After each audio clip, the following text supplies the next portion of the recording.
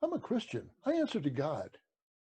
This thing with the elections that's this week that everybody's so fired up about. Do I really need to get involved in that?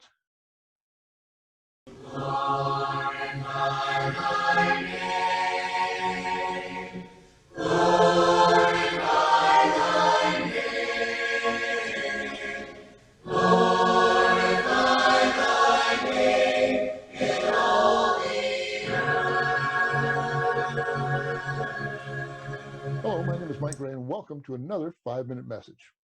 That's a question that a lot of Christians have is, should we even get involved in the election process? We're Christians. We are of a different country. This world is not our home.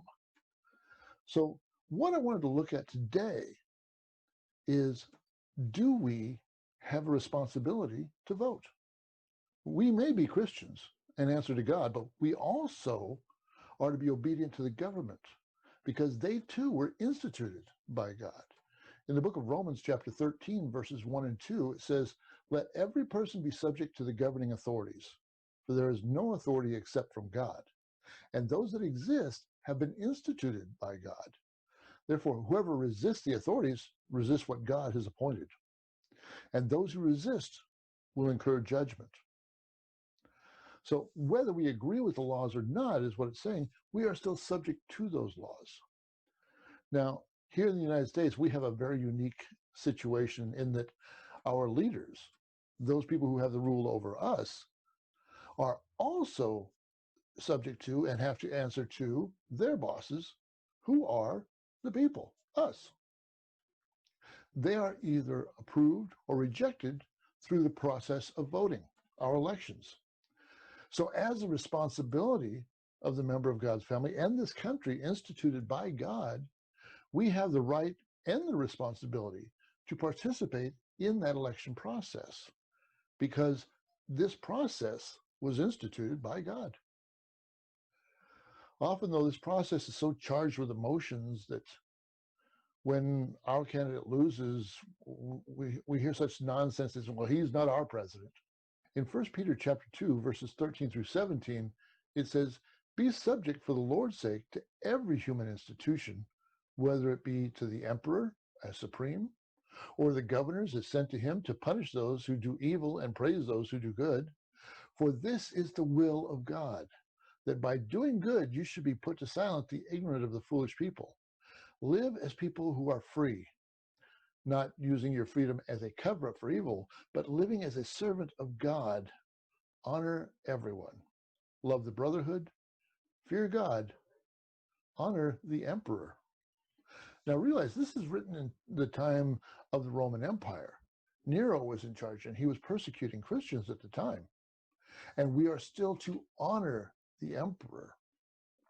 Do you think the early Christians liked Nero or even Domitian later on, who persecuted them mercilessly?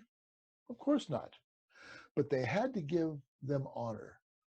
So we must also give honor to whoever wins the presidency, whether it's Trump or Biden, it doesn't matter. We pray for them and then give them the respect that is due the office that is ordained by God. There's only one instance where we are actually authorized to be disobedient to our government. And that's in the book of Acts chapter 5 and verse 29. When Peter came up against the Sanhedrin and they said, "You must not teach the gospel anymore." It says in verse 29, "But Peter and the apostles answered, 'We must obey God rather than man.'" So if the government ever enacts a law that violates God's law, in Peter's case, not to teach the gospel, then we must obey the commandments of God, even if that means that we are going to have to pay a personal price.